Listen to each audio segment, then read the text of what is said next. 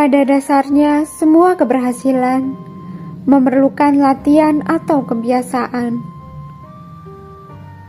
Tidak ada orang yang berhasil begitu saja, tanpa melalui proses latihan secara bertahap. Orang berhasil karena terlatih, dan orang yang bisa karena terbiasa.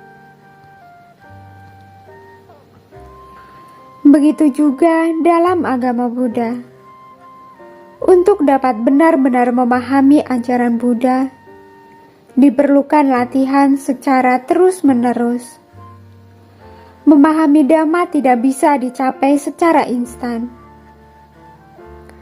Buddha sendiri juga melatih diri sampai beribu-ribu kehidupan untuk dapat menjadi seorang Buddha. Latihan yang terus-menerus inilah yang menjadi seseorang terlatih dan terbiasa. Untuk menjadi baik, seseorang harus sering berbuat baik. Bagi yang sudah terbiasa berbuat buruk, berbuat baik serasa sangat berat. Namun, bagi yang sudah terbiasa berbuat baik tidaklah sulit. Belajar dan mempraktikkan Dhamma, ajaran Buddha juga begitu. Praktik Dhamma akan terasa sulit bagi mereka yang tidak terbiasa, namun terasa mudah bagi mereka yang sudah terbiasa.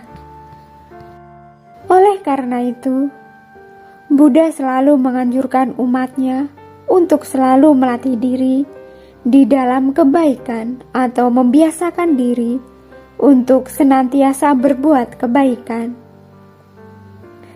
Perbuatan baik yang dilakukan secara terus-menerus akan menjadi kebiasaan. Kebiasaan berbuat baik inilah yang menjadikan seseorang menjadi orang baik. Pada intinya, baik dan buruknya seseorang dapat dilihat dari kebiasaannya. Orang yang biasa berbuat baik disebut orang baik, sementara orang yang terbiasa berbuat jahat disebut sebagai orang jahat. Buddha berkata bahwa apabila seseorang berbuat bajik, hendaknya ia mengulanginya lagi dan lagi. Sukailah perbuatan bajik tersebut, karena memupuk kebajikan sungguh membahagiakan.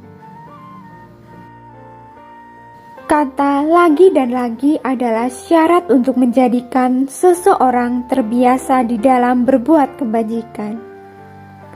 Selain itu, seseorang juga harus menyukai perbuatan-perbuatan bajik, agar ia mau melakukannya lagi dan lagi.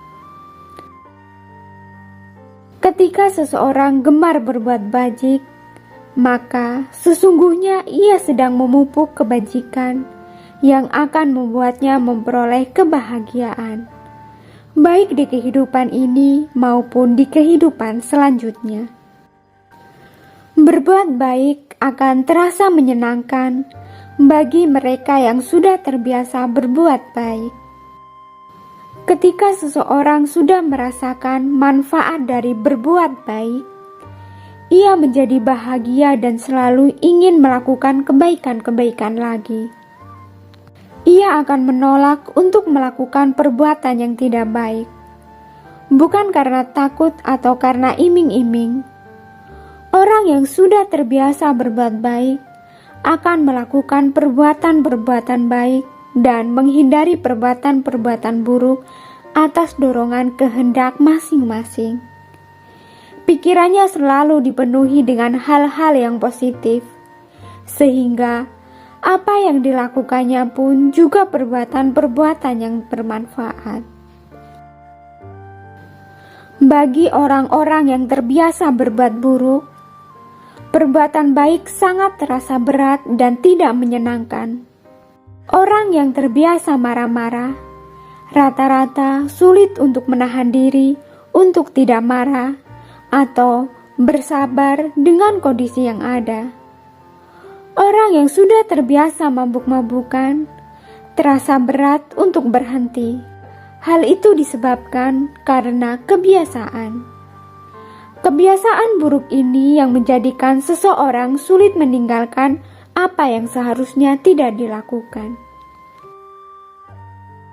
Tentu saja, manusia awam bukanlah manusia sempurna yang tidak pernah melakukan kesalahan atau kejahatan. Namun, seharusnya kejahatan tidak boleh dilakukan sebagai kebiasaan dengan dasar menyenanginya. Dhamma adalah latihan. Dhamma melatih seseorang untuk selalu berbuat baik dan meninggalkan perbuatan-perbuatan yang buruk. Memang itu tidak bisa merubah secara instan, tetapi kalau dilakukan secara terus-menerus, merubah kebiasaan buruk menjadi baik bukanlah hal yang tidak mungkin.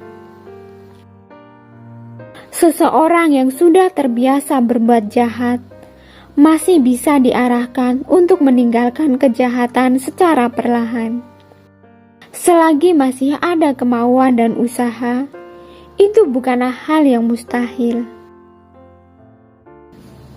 Anggulimala adalah seorang pembunuh yang kondang. Bisa berbalik arah menuju jalan Dhamma dan menjadi biku hingga ia mencapai kesucian. Raja Asoka yang dikenal sangat kejam bisa menjadi raja yang baik setelah mempelajari Dhamma. Buddha berkata bahwa apabila seseorang telah melakukan kejahatan, hendaknya ia tidak mengulanginya lagi dan lagi. Jangan merasa senang dengan perbuatan buruk, karena sungguh menyakitkan akibat dari perbuatan buruk. Sang Buddha sangat menganjurkan kepada kita untuk begitu pentingnya melakukan perbuatan baik dalam bentuk apapun, karena sesungguhnya perbuatan baik adalah sumber dari segala kebahagiaan. Dalam ajaran Sang Buddha, kita sudah ditunjukkan secara jelas dan sistematis dalam melakukan kebaikan. Banyak macam cara yang diajarkan Sang Buddha untuk melakukan perbuatan baik yang dilaksanakan dalam kehidupan sehari-hari. Sang Buddha menjelaskan ada 10 macam cara untuk melakukan perbuatan baik yang akan membuahkan kebahagiaan dalam kehidupan kita, yang kemudian biasa disebut dengan dasa punya kiryawatu. Dasa punya kiryawatu terdiri dari 4 kata, yaitu dasa, punya, kirya, dan watu. Dasa artinya 10. Punya artinya jasa, baik, bajik, manfaat, berguna. Sedangkan kirya artinya melakukan. Dan watu artinya dasar, hal, atau cara. Jadi, arti keseluruhan dari dasa punya kiryawatu adalah 10 landasan untuk berbuat kebajikan atau jasa kebajikan. 10 landasan untuk berbuat kebajikan tersebut adalah sebagai berikut. Yang pertama adalah dana.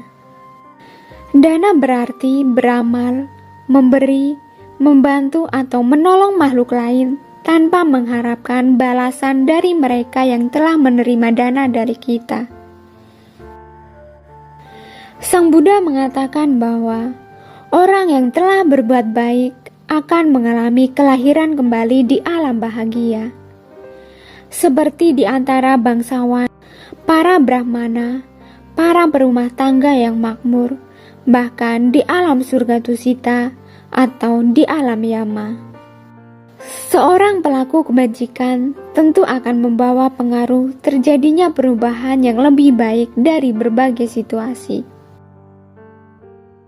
Yang kedua adalah sila atau moralitas. Sila atau moralitas adalah pengendalian ucapan dan tingkah laku.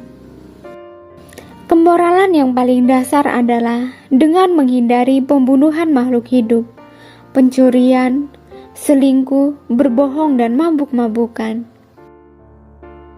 Sang Buddha menyebutkan ada 5 manfaat yang diperoleh bagi siapa saja yang melaksanakan sila, yaitu kemudahan mendapatkan harta kekayaan yang melimpah melalui usaha yang giat. Reputasi atau nama baik tersebar luas, termasyhur namanya di dunia hingga alam surga. Tiada rasa canggung, penuh percaya diri jika bertemu atau bergaul dengan para bijaksana. Kemanapun ia pergi, banyak orang yang menghormati. Meninggal dengan pikiran tenang, dan secara otomatis karena moralnya baik, ia terlahir di alam yang lebih baik atau alam surga.